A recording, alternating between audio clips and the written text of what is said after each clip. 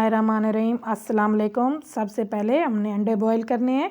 अंडे का सालन बना रहे हैं उबले हुए अंडे का। 2 अदद हमने टमाटर लिए हैं, 2 से 3 हरी मिर्चें, 1 प्याज, 7 से 8 अंडे हैं, 5 से 6 हरी मिर्चें हैं। अब हम इसका सालन बनाना तैयार करते हैं। सबसे पहले 1 चम्मच हम इसमें घी का शामिल करेंगे। इसे गर्म होने देंगे, अच्छे से मिल्ट हो जाए। फिर हम इसमें प्याज डालेंगे। प्याज को हल्का सा ब्राउन करेंगे। इसे अच्छे से भूनना है, इसकी स्मेल ख़त्म हो जाए। फिर हम इसमें आप टमाटर शामिल करें। जो छोटे साइज़ के हमने 2 टमाटर लिए थे। बहुत ही पतला और हल्का सा शोरबा तैयार होता है इसका, ज़्यादा मसाले भी नहीं डलते। ये हरी मिर्चें, ये भी हम साबित वाली डाल देंगे। 6 हमने हरी मिर्चें डाली हैं, इसका भी अरोमा बहुत मज़े का लगता है। अब हम इसे भूनते रहेंगे। 1 चम्मच कुटी हुई लाल मिर्च डाल चुके हैं। अब हम इसमें हल्दी, थोड़ी सी हम इसमें हल्दी डालेंगे। हल्दी ज़्यादा नहीं डालनी।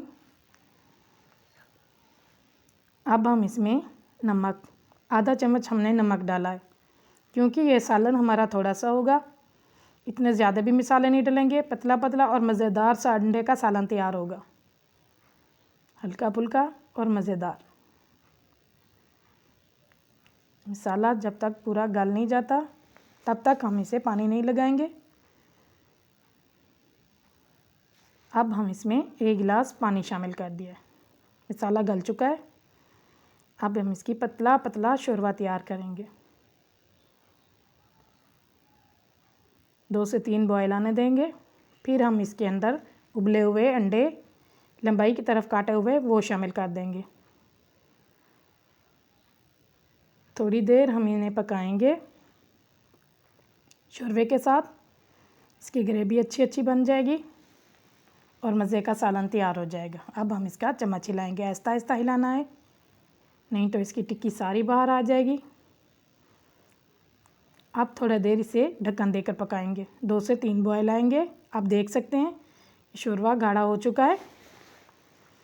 अब हम इसको उतारेंगे, थोड़ी देर और पका के।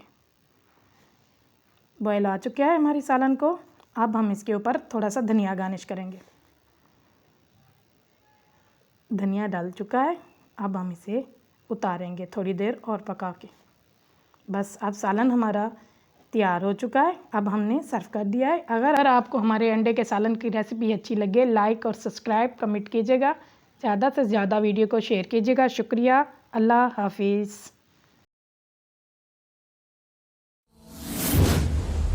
Subscribe to my channel.